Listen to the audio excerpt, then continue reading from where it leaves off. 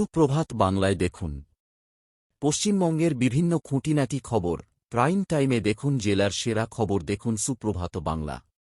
আপনার এলাকার সমস্যা তুলে ধরি আমাদের চ্যানেলে। ব্রাউন সুগার সহ গ্রেপ্তার এক ব্যক্তি। সালানপুর থানার কল্যাণেশ্বরী ফাঁড়ির পুলিশের বড়সড় সাফল্য। প্রায় ১০০ গ্রাম ব্রাউন সুগার সহ এক ব্যক্তিকে গ্রেপ্তার করল পুলিশ।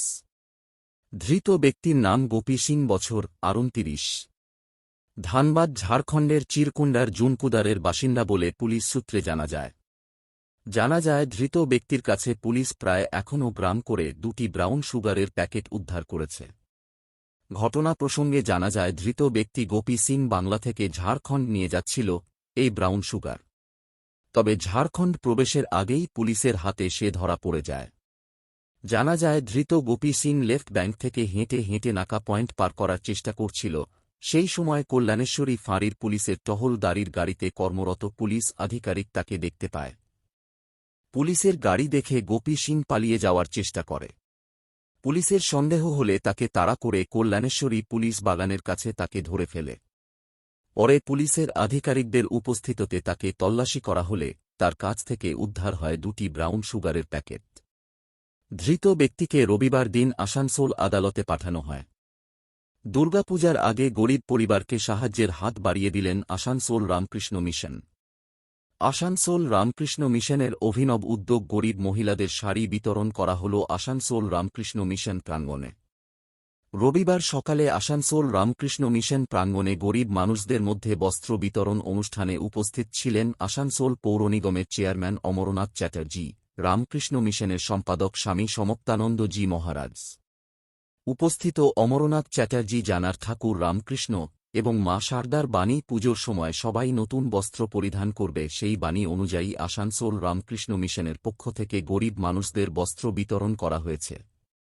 রামকৃষ্ণ মিশনের মহারাজ স্বামী সমক্তানন্দজি মহারাজ জানান অপেক্ষাকৃত পয়সাওয়ালারা পুজোর সময় নতুন জামাকাপড় কিনতে পারে, কিন্তু গরিব মহিলাদের নতুন শাড়ি কেনার পয়সা পর্যন্ত থাকে না।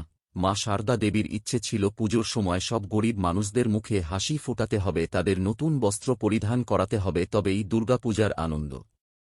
রামকৃষ্ণ মিশন আশ্রমের শুভানুধ্যায়ীদের সাহায্যে ২০০০ গরিব মহিলাদের নতুন শাড়ি বিতরণ করা হল। বস্ত্র পেয়ে গরিব মহিলারা খুব খুশি হয়েছেন। হঠাৎ রামকৃষ্ণ মিশনের পক্ষ থেকে মানে দুর্গাপূজাটা তো একটা আনন্দ উৎসব, তো সেই আনন্দেতে সমাজের যারা প্রতিষ্ঠিত মানুষ তারা তো আনন্দ করে, তারা জিনিসপত্র কেনে, জামা কাপড় কেনে, কিন্তু যারা একটু গরিব মানুষ তাদের হয়তো সেরকম জামা কাপড় সকলের ব্যবস্থা হয় না। তো সেই জন্য আমরা ঠিক করেছি যে এই দুর্গাপূজার সঙ্গে সঙ্গে আমরা এইরকম একটি বস্ত্র বিতরণ এটি করব, এবং এটিতে যারা আমাদের সহযোগী, আমাদের ভক্তবৃন্দ, তারাই সমস্ত ব্যবস্থা করে দিয়েছে। আমরা শুধু আজকে এটা আনুষ্ঠানিক করে এই ভক্তদের কাপড় দেওয়া হচ্ছে। আজকে প্রায় ২০০০ মানুষের কাছে এই কাপড় পৌঁছে দেওয়া, তার সঙ্গে একটু পোশাকও আছে।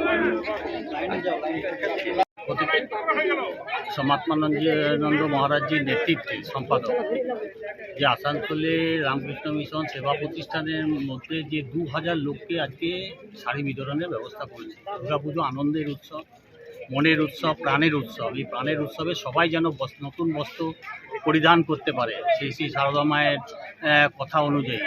তো তাই মায়ের নেতৃত্বে, মায়ের আদেশেই সমস্ত কিছু জোগাড়যন্ত্র হয়ে যায় এবং তারই ব্যবস্থার মধ্যেখানে আজকে এই অনুষ্ঠান এখানে হচ্ছে। সকলকে বস্ত্র বিতরণ করা হচ্ছে এবং প্রসাদেরও ব্যবস্থা করা হয়েছে, সকলকে প্রসাদও দেওয়া হচ্ছে।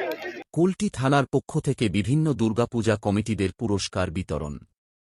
রবিবার শিল্পাঞ্চলের আসানসোল দুর্গাপুর পুলিশ কমিশনারেটের পক্ষ থেকে কুলটি ক্লাবে গত বছরের দুর্গাপূজা কমিটিদের পুরস্কৃত করা হয়। এই অনুষ্ঠানে উপস্থিত ছিলেন কুলটি থানার আধিকারিক সন্দীপ কারা। তিনি জানান কুলটি এলাকার ১৭টা দুর্গাপূজার কমিটিদের পুরস্কৃত করা হয়েছে। প্রতিমা, পরিবেশ, দূষণসহ বিভিন্ন বিষয় নিয়ে প্রতিযোগিতায় প্রথম, দ্বিতীয়, তৃতীয় বিষয়ে উত্তীর্ণদের পুরস্কৃত করা হয়েছে এবং প্রত্যেক বছর কুলটি থানার পক্ষ থেকে দুর্গাপূজার কমিটিদের পুরস্কৃত করা হয়ে থাকে। আসানসোল দুর্গাপুর পুলিশ কমিশনারেটের পক্ষ থেকে সবাইকে নিরাপদে ও নিশ্চিতভাবে দুর্গা প্রতিমা দর্শন করার আবেদন জানান। প্রতি বছর যেমন অনুষ্ঠান হয় এবছরও তার কোনো অন্যথা হয়নি, যে প্রতি বছর দুর্গাপুজো, মহরম আর মহাবীর ঝান্ডা হ্যাঁ কালী পুজো, এই নিয়ে আমাদের একটা অনুষ্ঠান হয়। আসলে প্রত্যেক পুজো কমিটিকে ডাকা হয় এবং তাদের মধ্যে যারা ফার্স্ট সেকেন্ড থার্ড বা এনভায়রনমেন্ট প্রতিমা এই রিলেটেড যারা ফার্স্ট সেকেন্ড থার্ড হয় তাদের ডেকে আমরা প্রতি বছরের নেই এবছরও প্রাইজ ডিস্ট্রিবিউশন করেছি। কত কত কমিটি যে আছে, মানে কত কমিটির লোক এসেছিল? 17টা মতো ছিল, মানে কুলটি নেওয়া তো বড় সব নিয়ে। হ্যাঁ সব মিলিয়ে 17 শাকতরিয়া চৌরঙ্গি সব মিলিয়ে 17 জন মতো পুজো কমিটি ছিল। তা সবচেয়ে ভালো পারফরমেন্স কার হলো? যে দেখুন, ফার্স্ট এটা যে যাকে বিভিন্ন মানদণ্ডে মাপা হয়েছে, যেমন কারো প্রতিমার দিক দিয়ে, কেউ আবার আপনার এনভায়রনমেন্টের দিক দিয়ে, মানে বিভিন্ন রকম পার্টিসিপেশনের উপর ডিপেন্ড করে আমাদের করা হয়েছে এটা বিভিন্ন মানদণ্ডে। শিল্পাঞ্চলবাসীদের জন্য স্যার কিছু মেসেজ দিতে চাইবেন? একটাই, সামনেই আমাদের বাঙালির বড় পুজো হলো দুর্গাপুজো। সবাই শান্তিতে ঘরের বাইরে গিয়ে পুজো দেখুন। আমরা পুলিশ মানে এডিবিসির তরফ থেকে প্লাস আমাদের কুলটি থানার তরফ থেকে সবাই আপনাদের পাশে আছি এবং সব কিছু দেখার দায়িত্ব আমাদের। শান্তি শৃঙ্খলাটা আমরা ঠিকঠাকভাবে দেখবো, আপনারাও ঠিকঠাকভাবে পুজো দেখবে, এটাই আমাদের বক্তব্য। আর কিছু থ্যাংক ইউ স্যার। আর.জি. কর হাসপাতালের মহিলা চিকিৎসককে খুন ও ধর্ষণের অভিযুক্তদের বিচারের দাবিতে রাজপথে প্রাক্তনীরা। কলকাতার আর.জি. কর হাসপাতালের মহিলা চিকিৎসককে নির্মমভাবে খুন ও ধর্ষণের পর সারা বিশ্ব তোলপাড় হয়ে গেছে দোষীদের বিচারের দাবিতে। শুধু পশ্চিম বাংলা নয়, গোটা দেশের সাথে গোটা বিশ্ব নারকীয় ঘটনার দোষীদের বিচারের দাবিতে বিক্ষোভ প্রদর্শন করা হয়েছে। দোষীদের মামলা ভারতের সর্ববৃহৎ আদালত সুপ্রিম কোর্টে পৌঁছে গেছে, তবু এখনও বিভিন্ন জায়গায় বিক্ষোভ দেখানো হচ্ছে। রবিবার আসানসোলের ইস্টার্ন রেলওয়ে স্কুলের প্রাক্তনীরা রেলওয়ে স্কুল থেকে হটন রোড হয়ে বিএনআর হয়ে ভগৎ সিং মোড়ে গিয়ে বিচারের দাবিতে পদযাত্রা শেষ হবে। স্কুলের প্রাক্তনীদের দাবি, কলকাতার আর.জি. কর হাসপাতালের মহিলা চিকিৎসক অভয়া হত্যার মামলা সুপ্রিম কোর্টে পৌঁছে গেছে। তাদের দাবি, অবিলম্বে দৃষ্টান্তমূলক শাস্তি দিতে এবং বিচার ত্বরান্বিত করতে হবে। আবার মানুষ আজকে পথে নেমেছে। আমাদের ইস্টার্ন রেলওয়ে স্কুলের প্রাক্তনীদের ডাকে আমরা পথে নেমেছি। আমরা জাস্টিস ফর তিলোত্তমার জন্য আমরা আর.জি. কর কেসের একটা ঘৃণ্যতম যে কেসটা ঘটেছে তার প্রতিবাদে আমরা রাস্তায় নেমেছি। তার বিচার আমরা চাই, এর অন্তিম শেষ দেখতে চাই। যেটা এখন সুপ্রিম কোর্টে উঠেছে সেই জিনিসটা আমরা চাই যাতে সুষ্ঠুভাবে তার পরিবারের লোকজন যাতে সুষ্ঠুভাবে বিচার পায়।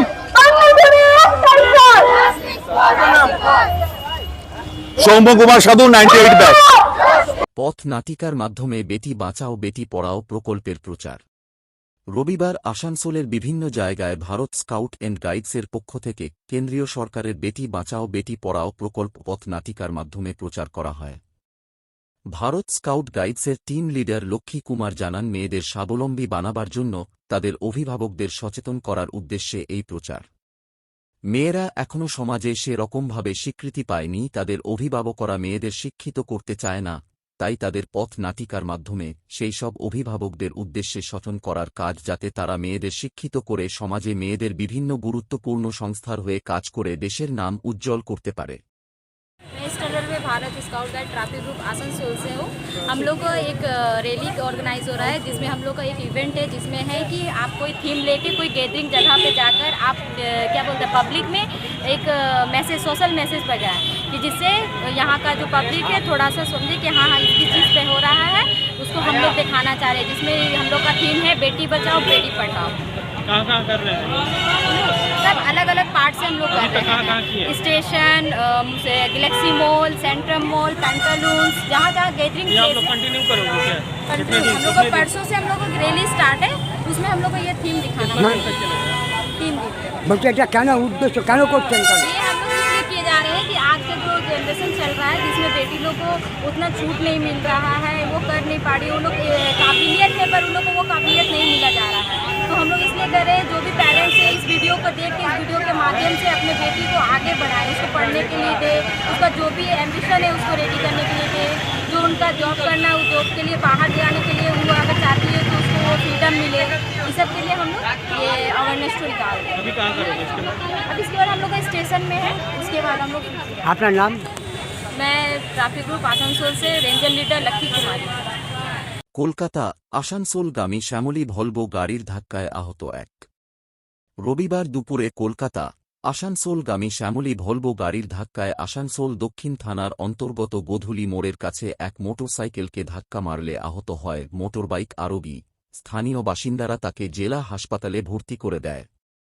রবিবার দুপুরে আসানসোল দক্ষিণ থানার জিটি রোডের গোধূলি মোড়ের কাছে এক মোটরসাইকেলকে সজোরে ধাক্কা মারলে মোটরবাইক আরোহী মোটরবাইক থেকে পড়ে গিয়ে আহত হয়।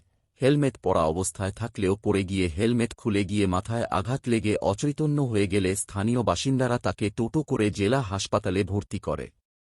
নিমেষের মধ্যে এলাকায় জ্যাম লেগে যায়। খবর পেয়ে আসানসোল দক্ষিণ থানার পুলিশ, ট্রাফিক ওসি ঘটনাস্থলে এসে এলাকাবাসীদের শান্ত করে রাস্তা গাড়ি চলাচলের জন্য রাস্তা খালি করে দেয়। আহত ব্যক্তির পরিচয় জানা যায়নি। স্থানীয় বাসিন্দা শাহিদ জানান, মোটরবাইক আরোহী রাস্তার কিনারা ধরে যাচ্ছিল, সেই সময় কলকাতা থেকে আসা শ্যামলী ভলভো বাস ধাক্কা মারলে বাইক আরোহী মোটরবাইক থেকে পড়ে গিয়ে অচৈতন্য হয়ে যায়। আহত ব্যক্তির পরিচয় পাওয়া যায়নি, তাকে জেলা হাসপাতালে ভর্তি করা হয়েছে। देखिए यहाँ पर ही ये बाइक वाला एकदम किनारे से जा रहा था, हम लोग खुद देख रहे हैं। श्यामली बस वाला आया, पीछे से मारा, ये बाइक वाला को एकदम उड़ के फेंकाया और इसका ऊपर में चढ़ा के चला गया, एकदम स्पोर्ट करके चला गया। गाड़ी में सिंगल बेचारा ही गाड़ी वाला, श्यामली पूरा कलकत्ता से आ रहा था, श्यामली भलभो, ये यही कलर का श्यामली है। स्पीड में भागा ना, पता नहीं चला, गाड़ी का कुछ पता नहीं चला अभी तक। অষ্টমতম ইষ্ট জোন শুটিং প্রতিযোগিতা সমাপ্তি দিবসে কৃতী প্রতিযোগীদের পুরস্কৃত করা হল। গত শুক্রবার থেকে আসানসোল রাইফেল ক্লাবে অষ্টমতম ইষ্ট জোন শুটিং প্রতিযোগিতা রাইফেল এবং পিস্তল শুভ উদ্বোধন করেছিলেন আসানসোলের সাংসদ শত্রুঘ্ন সিনহা। রবিবার প্রতিযোগিতার অন্তিম দিনে কৃতী প্রতিযোগীদের পুরস্কৃত করা হয়। আসানসোল রাইফেল ক্লাবের ভি.কে. ঢাল জানান, আজ অন্তিম দিনে বিভিন্ন রাজ্যের রাইফেল অ্যাসোসিয়েশনের সভাপতিরা উপস্থিত ছিলেন। তিনি জানান, ওয়েস্ট বেঙ্গল রাইফেল অ্যাসোসিয়েশনের সহসভাপতি এবং আসানসোল রাইফেল ক্লাবের সভাপতি হিসাবে তিনি উপস্থিত ছিলেন। তাছাড়া ন্যাশনাল রাইফেল অ্যাসোসিয়েশনের গভর্নিং বডির সদস্য এ.কে. সেন, বিকাশ চক্রবর্তী, ঝাড়খণ্ড রাইফেল অ্যাসোসিয়েশনের সম্পাদক উত্তম সেন ও বিহার, ঝাড়খণ্ড উড়িষ্যা জেলার রাইফেল অ্যাসোসিয়েশনের আধিকারিক সহ আসানসোল রাইফেল ক্লাবের বিভিন্ন পদাধিকারী উপস্থিত ছিলেন। তিনি জানান, সারা ভারত থেকে ৩০০ জন প্রতিযোগী উপস্থিত ছিলেন, যার মধ্যে ৪৫০ জন ন্যাশনাল রাইফেল চ্যাম্পিয়নশিপে অংশগ্রহণ করার জন্য মনোনীত হয়েছেন। আসানসোল ক্লাবের ৩০ জন সদস্য মনোনীত হয়েছেন। বাংলার ২০০ জন ন্যাশনাল শুটিং প্রতিযোগিতা অংশগ্রহণ করার জন্য পয়েন্ট পেয়ে মনোনীত হয়েছেন। 8th east zone shooting championship आज संपन्न हुआ, कंक्लूड किया। आज उसकी प्राइज डिस्ट्रीब्यूशन सेरेमनी थी, जिसमें मैं VK. Dhal, vice president National Rifle Association of India और president West Bengal Rifle Association, मैं यहाँ पे मौजूद था। मेरे साथ थे AK. Sen, governing body member National Rifle Association of India, mister Ritesh Chakraborty, governing body member National Rifle Association of India, mister Uttam Chand, secretary general Jharkhand State Rifle Association, mister आपके Diwakar Singh, president Jharkhand State Rifle Association, और विभिन्न हस्तियां जो कि थी बिहार स्टेट राइफल एसोसिएशन से, उड़ीसा से, ये सारे वहाँ मौजूद थे। और वेस्ट बंगाल राइफल एसोसिएशन का सीनियर एग्जीक्यूटिव कमेटी के प्राय सब सदस्य मौजूद थे, जिसमें Ashok Chatterjee senior vice president, Sujit Bose, Debashish Chatterjee, Sandeep Samanta, Tulsi Charan Das, ये सारे मौजूद थे। अमरनाथ बैनर्जी। इस प्रतियोगिता में प्राय 600 लोगों ने भाग लिया, 600 एंट्री थी, जिसमें से 450 लोगों ने नेशनल शूटिंग चैंपियनशिप के लिए क्वालिफाई किया, मिनिमम क्वालिफाइंग स्कोर अचीव करके। और हमारे बंगाल के सब मिला करके इसमें 200 लोगों ने क्वालिफाई किया इस नेशनल शूटिंग चैंपियनशिप के लिए। और आसनसोल राइफल क्लब से प्राय 30 जनों ने क्वालिफाई किया नेशनल राइफल एसोसिएशन की जो नेशनल शूटिंग चैंपियनशिप है उसके लिए। आज हमारी प्राइज डिस्ट्रीब्यूशन सेरेमनी में ये लोग मौजूद थे। ओपनिंग सेरेमनी तो आप जानते हो गई थी 25 को, जिसको माननीय सांसद शत्रुघ्न सिन्हा जी ने किया था। और बहुत अच्छे से हमारा ये चैंपियनशिप आज नेशनल कब होगा? नेशनल शूटिंग चैंपियनशिप अभी डेट्स अनाउंस नहीं हुई हैं। इसके बाद 2 मवलंकर होंगे, मोस्ट प्रॉब्ली एक केरला में होगा पिस्टल का और राइफल का होगा, केरला में होगा राइफल का और पिस्टल का होगा तमिलनाडु में। उसके बाद जो है नेशनल शूटिंग चैंपियनशिप होगी। डेट्स थोड़ी सी डिफर हो रही है, क्योंकि नेशनल गेम्स उत्तराखंड में 15 नवंबर से होने की बात है। तो उसके बाद जो है हम लोग डेट अनाउंस करेंगे, उसको दिमाग में रखते हुए। মাদক বিরোধী দিবসের প্রাক্কালে পথ নাটিকা সেন্ট্রাম মলের সামনে। আগামী 1 ও 2 অক্টোবর সারা দেশে মাদক বিরোধী দিবস পালন করা হয়। তার প্রাক্কালে ভারত স্কাউট অ্যান্ড গাইডসের পক্ষ থেকে পথ নাটিকার মাধ্যমে অভিভাবকদের এবং যুববর্গকে সচেতন করতে উদ্যোগ নেওয়া হয়েছে। ভারত স্কাউট গাইডসের পক্ষ থেকে কৃষ্ণা প্রসাদ পথ নাটিকার মাধ্যমে জনগণ, অভিভাবক ও যুববর্গকে সচেতন করা মাদক খাবার পরিণতি। পথ নাটিকার মাধ্যমে প্রচার করা হয়েছে মাদক দ্রব্য বিক্রেতার থেকে সাবধানে থাকতে তাদের প্রলোভনে পা দিতে নিষেধ করা। কৃষ্ণা প্রসাদের সাথে মুকেশ চন্দ এবং বিশাল কুমার সিং সহ অন্যান্য কলাকার উপস্থিত ছিলেন। ये क्या कर रहे हैं आज, क्या मैसेज दे रहे सर हम लोग भी Bharat scout and guides organisation से आए हैं। हम लोग ये एंटी ड्रग डे के हिसाब से हम लोग ये सब अपना प्रोग्राम दिखाएं हैं। हम लोग का 1 और 2 तारीख को ग्रुप रैली है, उसके ड्यूरिंग ये वीडियो चलेगा और उस टाइम हम लोग के जितने गार्जियन हैं और जितने पब्लिक है वो ये वीडियो स्क्रीन पे देखेंगे। इसके लिए हम लोग एक पब्लिक एरिया देख रहे थे जिसमें हमारा सेंट्रम मॉल एक बहुत ज़्यादा ही हाईली पब्लिक एरिया है। तो हम लोग यहाँ पे अपना एक एक्ट दिखाए हैं जो है एंटी ड्रग डे के ऊपर, जिसमें हम लोग ये सोशलाइज़ किए हैं कि हम लोग जो जितना भी यूथ है ये ड्रग्स या अल्कोहल इस्तेमाल ना करें। Thank you. आपका नाम? मेरा नाम कृष्णा प्रसाद है, मैं ट्रैफिक ग्रुप का एक रोवर हूँ। आपके साथ और कोई दूर? मेरे साथ मेरे रोवर मेट हैं, मेरा RSL है और मेरा एक SRM है। नाम बोल दीजिए। मेरा RSL का नाम है विप्लव चंदो, मेरा SRM का नाम है विशाल कुमार सिंह। খনি কর্মীরা 85,000 দুর্গাপূজার বোনাস পাবেন। রবিবার দিল্লিতে কোল ইন্ডিয়ার আধিকারিকদের মধ্যে ম্যারাথন বৈঠকে গত বছরের মতো এই বছরও খনি কর্মীদের 95,000 টাকা বোনাস দেবার কথা ঘোষণা করা হয়।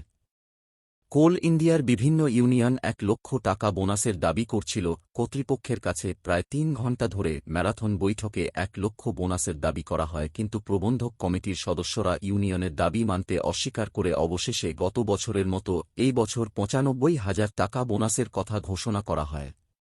কর্তৃপক্ষের এই ঘোষণায় মর্মাহত খনি কর্মীরা তারা আশা করেছিল 2022 সালে 74,500 টাকার থেকে 2023 সালে একেবারে 8,500 টাকা বাড়িয়ে 85,000 টাকা করা হয়েছিল। এই বছর তারা আশা করেছিল 1 লক্ষ টাকা বোনাস, কিন্তু তাদের সব স্বপ্ন ভেঙে দিয়ে 95,000 টাকা বোনাসের সিদ্ধান্ত নেওয়া হয় এবং খুব শীঘ্রই সমস্ত খনি কর্মীদের ব্যাংক অ্যাকাউন্টে টাকা ঢুকে যাবে। দুর্গাপূজার কার্নিভালের প্রাক্কালে এলাকা পরিদর্শনে জেলা শাসক, পুলিশ কমিশনার সহ প্রশাসন।